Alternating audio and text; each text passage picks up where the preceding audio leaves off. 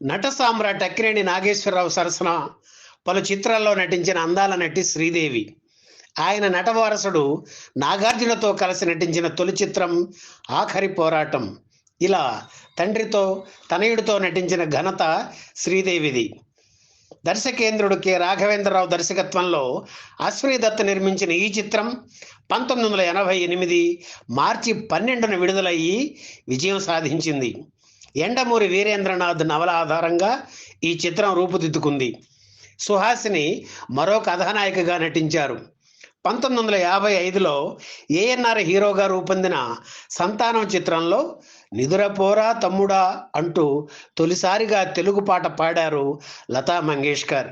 దాదాపు 33 ఏళ్ల తర్వాత ఏఎన్ఆర్ తనయుడు నాగార్జున ఆఖరి పోరాటం చిత్రంలో మళ్ళీ ఆవిడ తెల్లచీర తకధిమా పాటను పాడడం విశేషం.